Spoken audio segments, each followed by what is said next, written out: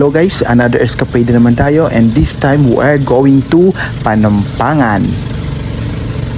Kung hinahanap niyong longest sandbar in the Philippines, well, dito niya lang yan matatagpuan sa Tawi-Tawi.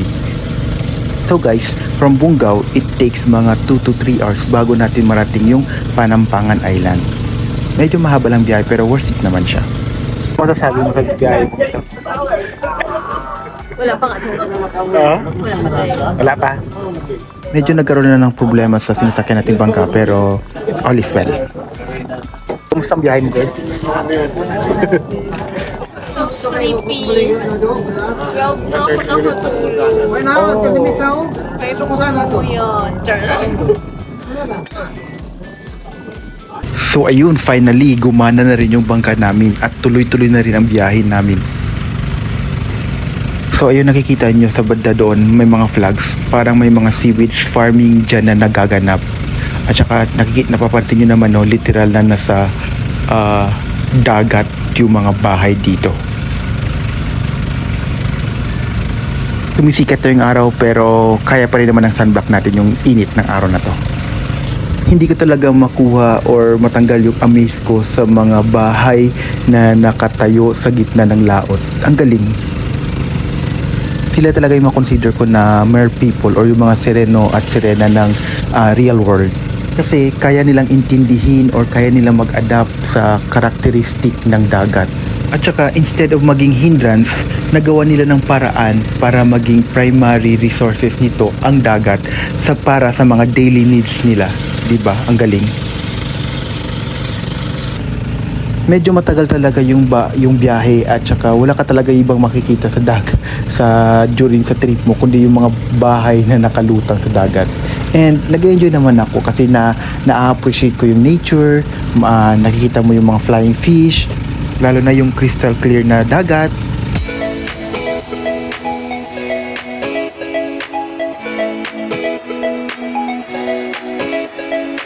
Tanong namin yung island. May kalayuan pa ng konti pero di ba parang nakaka-excite na siya puntahan. Ayun, no, tanong na tanong mo yung mga tao naglalakad sa sandbar. Amazing.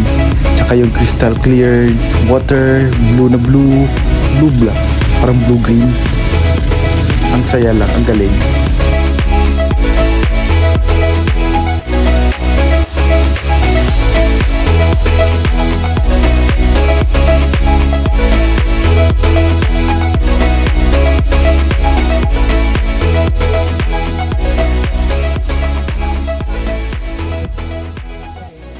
So, mainit ba, girl? Yeah, so hot.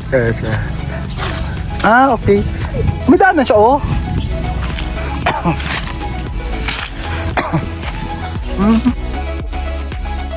Pwede pasukin. Matibay man. Hindi na tapos.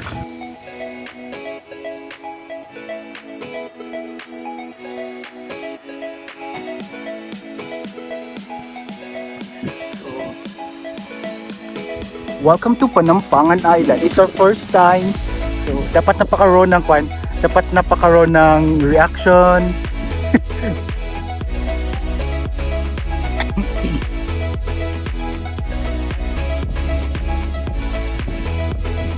So, yung mga na-house raid namin kanina, siguro yun yung mga ewan na nga, pero parang mga unfinished government projects. Pero hindi lang namin sure kung bakit siya hindi natapos or bakit siya pinabayaan. Maganda sana pero sayang lang. Well, yung ibang kasama namin is busy sa pagluluto ng aming lunch. Ito naman kami, paikot-ikot sa isla at nagtumitingin-tingin kung anong pwede naming mahagilap dito. And yun nga, maganda siya. Ang ganda ng white sand, ang ganda ng beach. Ganito siya nga shapo dati na hindi pa nagagalaw. Parang yan, no? Oh, dito tayo mamaya. Para sabi ko kanina, hindi ako maliligo. I changed my mind. I'll swim. Tourist. So, ayan po. Yan po yung longest sandbar. So, ayan. Nakikita nyo, nagsisimula na sila maglakad hanggang doon sa dulo talaga. So, kaya mo na yan siyang lakarin. Ayan. Maganda! Ano ko ikat pagkakit ko pagi ron. Okay. Meron. Pagi daw. Okay ng pagi, wag lang buhaya. We're here in Wala- Panampangan Island. Finally, after 12 years. 2 hours ka dyan. After 12 years, After- 14 years. 30 years of existence. O sige, wag na, Yun na. wala, Oo, wala, wala na. wala tayo sa age, wag tayo sa age. Oo, Kung kailan na tayo naman, nandito, oh my God. What? Nako. Huwag na magpaalaman ng age. Yun, dito tayo. Hello. Ay, Yun. hello, Philippines! Nasaan na ba tayo? Nasa? Sa Panampangan Ayan. Island!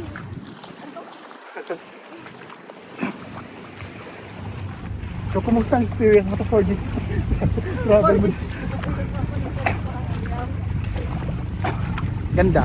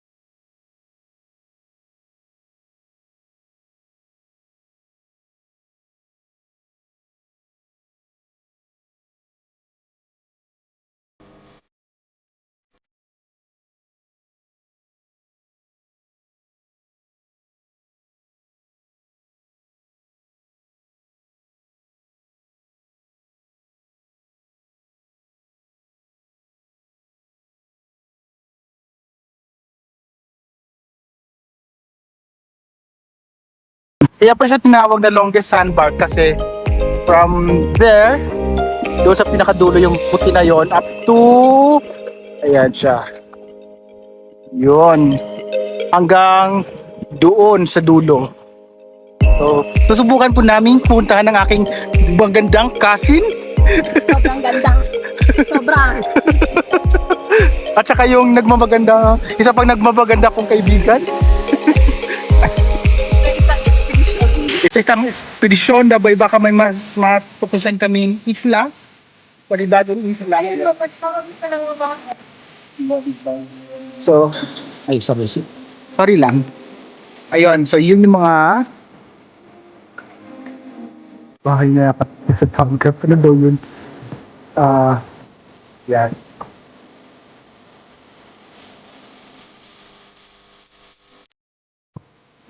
Susubukan namin abutin yung sandbar. Dulo to game. Akala ko yun lang. Kasi ito na yung mainland niya.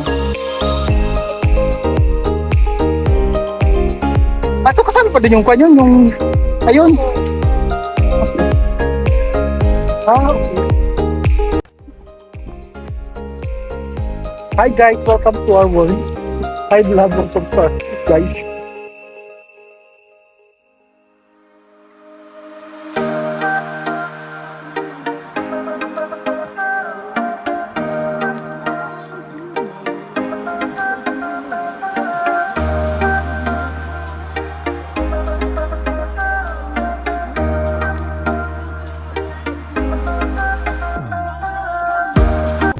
So mga 1:30 ay umalis na kami ng island kasi medyo mahaba pa yung biyahe namin pabalik sa mainland. Bahala na masunog ng araw pero enjoy naman kami sa experience namin sa Panampangan Island.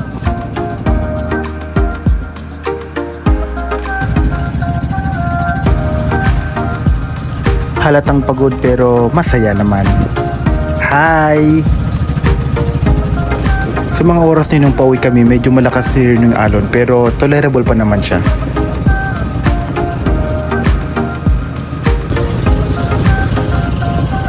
Nakaka-amaze kasi si kuya akala mo nakaupo lang, chill-chill lang, relax-relax lang. Pero kung tutusin is malaki pala yung parte niya sa biyaheng ito kasi parang siya yung guide ng driver ng bangka namin. Galing, di ba?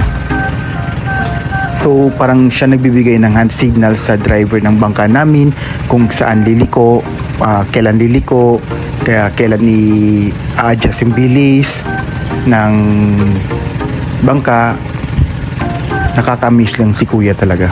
Parang siya yung captain. Parang siya yung captain ng speedboat. Speedboat? Ayan, after 2 hours almost, malapit na kami sa Bungaw. So yung island na nasa harapan nyo, parang yan yung, hindi lang ako sure kung yan yung Tongsina. Maganda din dyan.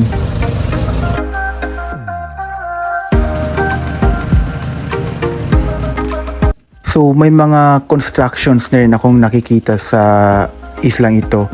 Siguro maybe dinadahan-dahanan nilang ini-improve yung lugar. Ayan. Pero mostly, nandun pa rin sa tabing dagat yung bahay nila. Ayan, tanong na namin yung Bungaw. Hello, Bungaw uli. Ang ganda niya, di ba?